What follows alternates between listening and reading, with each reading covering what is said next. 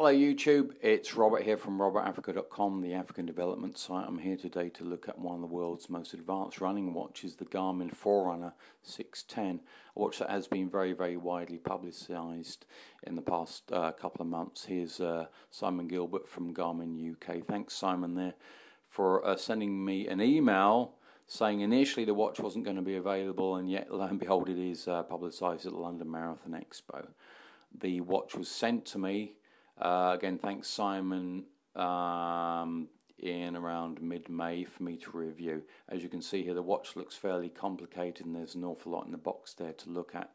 But I know there's also an awful lot to review, including not least the accessories arrayed here and the various manuals. So let's see what's inside the box and let's see what's there to look at.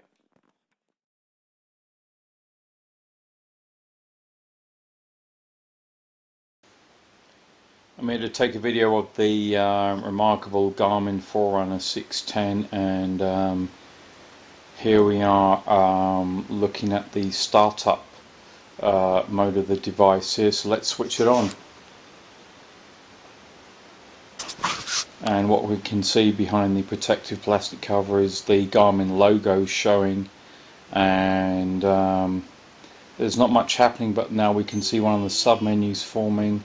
And then you can see in a very brightly lit display there the guts of the menu system, where it prompts you, for example, for language. You can see the back button clearly displayed at roughly the 9 o'clock position, and then at the 6 o'clock position you see a very basic logo which simply says that's the home button, and that's what you press in order to get back to the start from, where you can access all the other functions.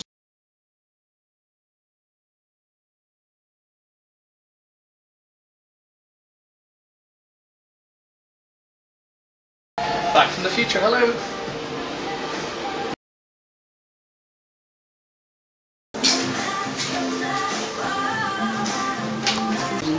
Just in line, and then also reconditioned.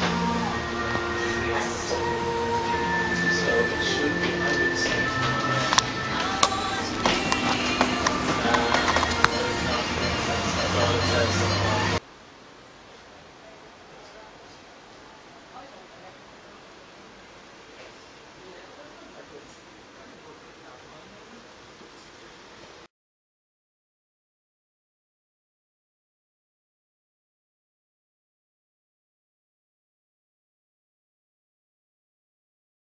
Not at all, I'm well used to that, in fairness. So Colin, you're now having a second look at the watch there, and just by tapping the screen you'll be able to see the various menus. I think if you swipe that again, possibly, yes, use indoors. Yes, you can. Yeah, on, yes. perfect. So and we now don't when have you to touch acquire or swipe the screen, you can then see our various screen all of these types. are customizable. Yes. Yeah.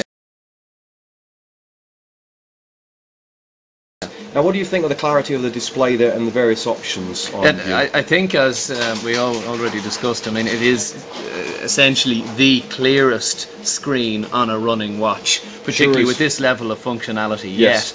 And that's provided for by the fact that, you know, it's very much case and situation sensitive. If you go into the standard screen, you've got very big bold text. Yeah, it seems to be very daylight friendly. Yeah. You've also got a very clear backlight operated from the button on the side. So if you are working at night, in complete darkness, it shines out like a police beacon. I mean, it really does. With this kind of screen, you do get the opportunity to be very much more focused on the information that you need right now. Yeah. And with the idea of having already 4 customizable screens. Yeah, it can be 1, 2, 3 or 4. It's your choice, basically. Exactly, it's very configurable as well. It has the feel of a very solid, very resistant, very resilient. I think at the end of the day, it's going to be pretty delicate, but you see, it is a hell of a sexy watch. It's a bit like saying, here's a Jeep and here's a Porsche. Which would you use to, let's say, go off road? Yeah. And I prefer this watch. I think so. But I'd have to take pretty good care of it. Now they want you to wear that. But during it does the day. also have the look of the Porsche. I think it sure does. that is a watch, and it's also size-wise for a GPS watch, which are traditionally very, very large. Yeah. To house the various gubbins for satellite navigation. This one is actually quite neat. You could almost wear this as a standard day-to-day watch. Almost.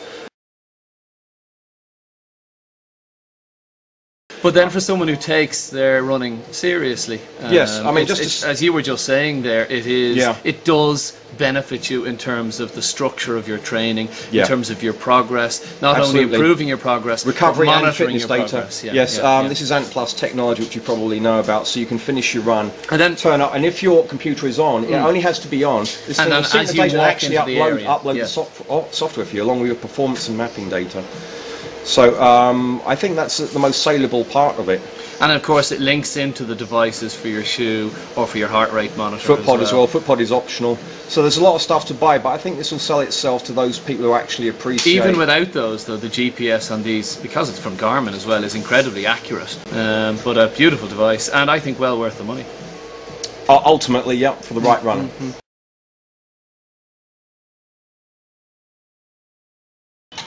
Nicky, that's the new Forerunner 610 there. Can you take a look? Do you like it? You just turn it on by pressing the top left button there and keep it depressed for about a second. Should then see it light up. So, what do you think of it so far? Do you think it's small and slick and usable? Do you use a watch yourself, and do you go running? I do, but I don't use. I've never actually seen a Garmin watch. I've heard a lot about them. It says loading satellites now. We're not outdoors, of course. Okay. The way you get to the menu is by pressing that little blue button there right on the front, and then up comes the menu. And those are the thing about this watch, which makes it so intriguing, is that it's touch sensitive, so you can press any one of those 4 sections and access various sections. How about pressing the training one, seeing what you get to? You can swipe from left to right. There you go. Very good. Right. You can scroll from the bottom to the top there. You just literally put your finger. There you go. Great. Yeah. What do you think of that? So that's the world's first touch-sensitive running watch. Very good. Do you think that's usable? Do you think it's a sexy, saleable device? Yeah. What do you think of the screen and the resolution? I'm wearing glasses. You're not. Do you wear contact lenses? And do you feel the need to squint when you look at the screen? No, it's perfect. Yeah, it's very, very clear, isn't it? Don't know what it'd be like outside, but I'm sure it'd be fine. Obviously, there's a lot about it to learn. Do you think that that menu there, that kind of the GUI there, is intuitive? Yes, it's a lot of functions, isn't there? Yeah. So there's an awful lot to learn, isn't there? But I think it's fairly clearly laid out, and obviously it's the kind of watch that needs to be configured to get the most out of it. Yeah. It's brilliant. All right. So thanks so much for that, Nikki. Quite clearly, low battery. As you can see, well, once I plug the thing in, the watch is magnetic, and look at that, really good.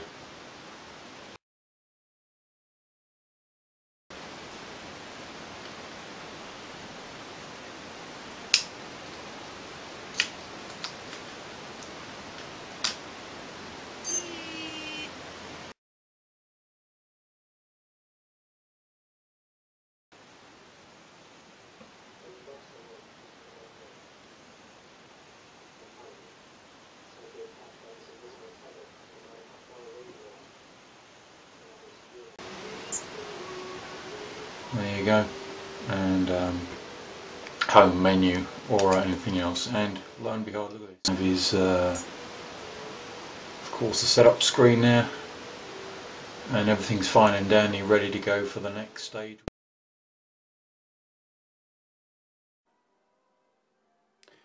Here are the accessories that came with the heart rate monitor version of the 610. You can see here the premium heart rate belt, the latest Garmin one, that is, the adapters, the Ant Plus stick, the charging cradle, and then the watch itself. You also have a small, short paper quick start manual, which is nice and easy to read, good for, like I said, starting your first workout.